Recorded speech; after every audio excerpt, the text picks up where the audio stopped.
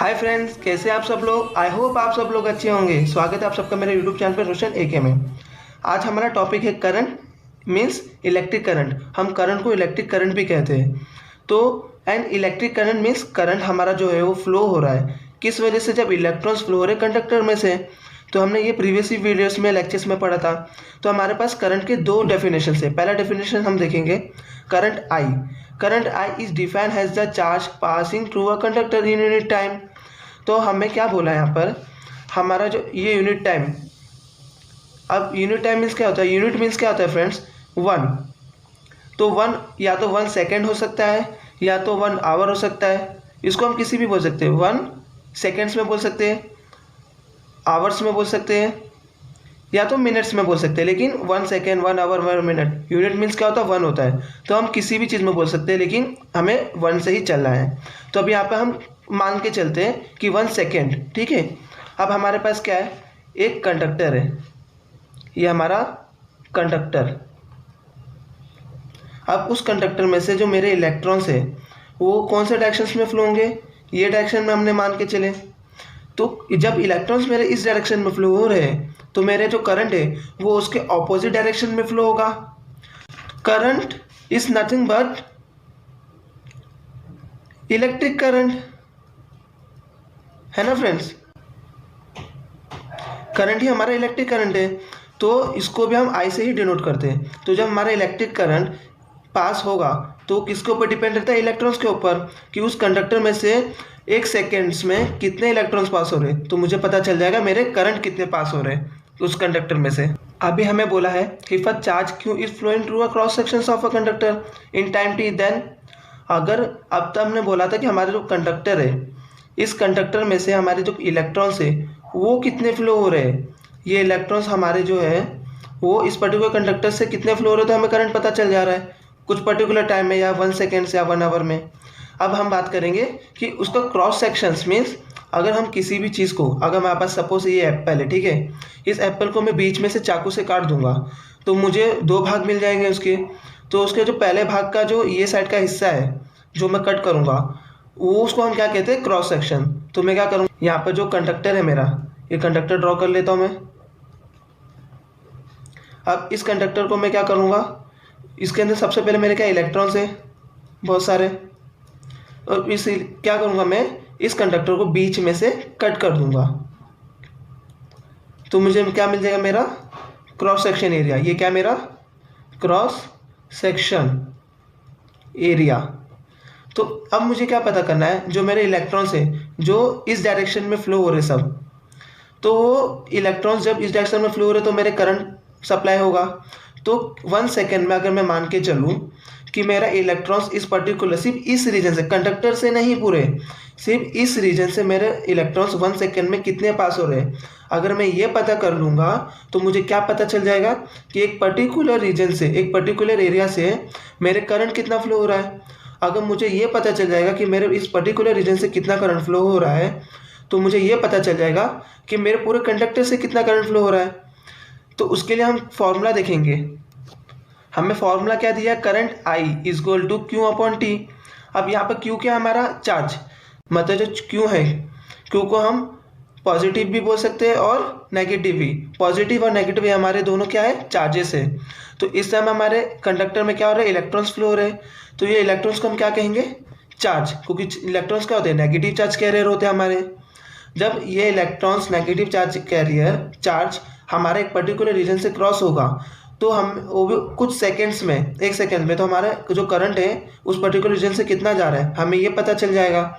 इसमें हमने क्या लिखा, करंट, अगर हमें करंट पता करना है इस पर्टिकुलर रीजन से कितना करंट फ्लो हो रहा है तो हम क्या करेंगे, इस रीजन में से ये कितनी, ये जो चार्जेस है, ये कितने चार्जेस इस पर्टिकुलर रीजन से फ्लो हो रहे हैं, वो भी कितने टाइम में, मीन्स कितने इलेक्ट्रॉन्स ऑफ चार्जेस इस रीजन से पास हुए, वो भी 1 सेकेंड्स में। हम कितने इलेक्ट्रॉन्स ऑफ चार्जेस पास हुए 1 सेकेंड्स में, मतलब टाइम में। तो हमें क्या पता चलेगा, करंट। तो करंट पता चल गया हमें।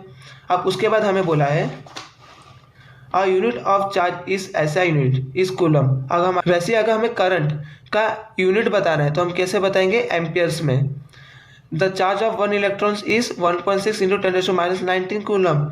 इलेक्ट्रॉन्स के चार्जेस कितने होते हैं? 1.6 इंटू 10⁻⁻⁻ कूलम। ये आपको एग्जाम और न्यूमेरिकल्स के लिए दोनों के लिए याद रखना है फ्रेंड्स। देन हमें बोला है एम्पियर। अब 1 ampere current is said to flow in a conductor. अगर हमें किसी भी कंडक्टर में से 1 एम्पियर करंट फ्लो कराना है, मतलब एक अमाउंट में कुछ करंट हमें सप्लाई करना है किसी भी कंडक्टर में से, तो हमें क्या करना पड़ेगा? हमें पता करना पड़ेगा कि कितना कूलम चार्ज फ्लो हो रहा है थ्रू द एवरी सेकेंड। मतलब ये जो हमारा कंडक्टर है और ये जो हमारे चार्जेस है, तो कितने चार्जेस मेरे सप्लाई हो रहे हैं इस पूरे कंडक्टर में से, वो भी कुछ सेकेंड्स में। मतलब ये कंडक्टर है हमारा, इस कंडक्टर में से कितने इलेक्ट्रॉन सप्लाई हो रहे हैं। सपोज मैं मान के चलता हूँ 1 सेकेंड, 1 सेकेंड में कितने इलेक्ट्रॉन्स जो है मेरे इस कंडक्टर से यहाँ जा रहे हैं स्टार्टिंग टू एंड तक, तो हमें हमारा क्या पता चल जाएगा? करंट पता चल जाएगा। तो हम इसका फॉर्मूला कैसे लिखेंगे? 1 कूलम मीन्स 1 कूलम मीन्स क्या हो गया? हमारे चार्ज हो गए, मीन्स इलेक्ट्रॉन्स हमारे कितने पास हो रहे हैं उस कंडक्टर में से, वो भी एवरी सेकेंड, मतलब हर सेकेंड में 1 सेकेंड्स में कितने कूलम चार्ज पास हो रहे हैं। तो हमें क्या पता चल जाएगा? 1 एम्पियर करंट हमारा कितना पास हो रहा है उस पर्टिकुलर कंडक्टर में से।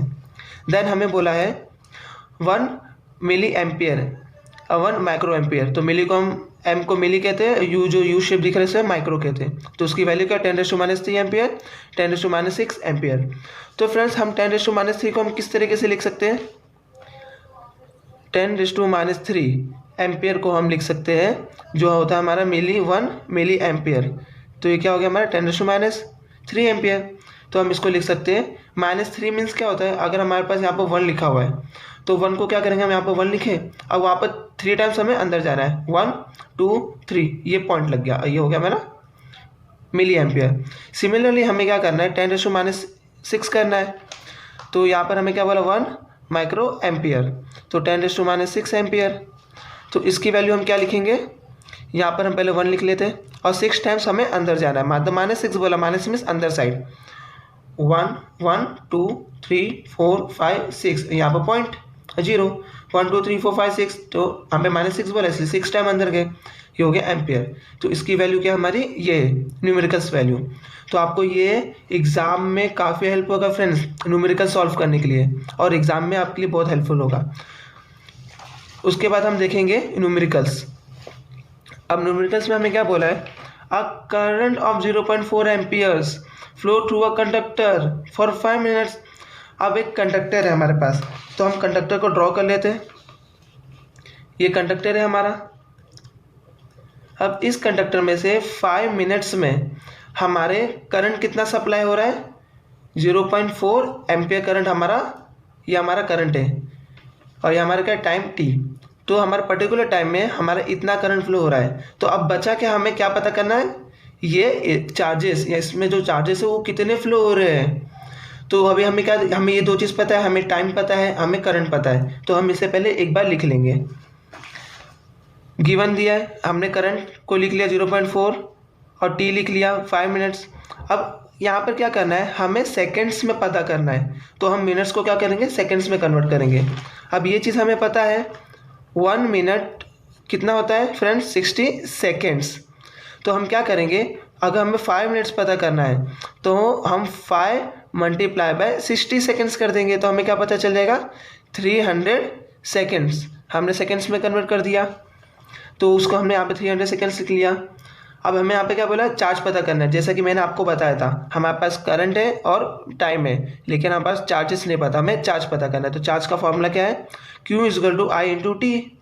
तो हम I की वैल्यू लिख लेंगे, करंट की वैल्यू, टाइम की वैल्यू लिख लेंगे, और दोनों को मल्टीप्लाई करके हमें क्या पता चल जाएगा? हमारा पर्टिकुलर चार्ज उस कंडक्टर में से कितना फ्लो हो रहा है, वो है 120 कूलम। तो charge passing through a conductor, तो कितने चार्ज पास हो रहे हैं कंडक्टर में से? 120 कूलम। फ्रेंड्स आज के लिए हम इतना ही पढ़ेंगे ताकि आपका पूरा कॉन्सेप्ट क्लियर हो सके। मेरे वीडियो को लाइक, सब्सक्राइब एंड शेयर जरूर कीजिए।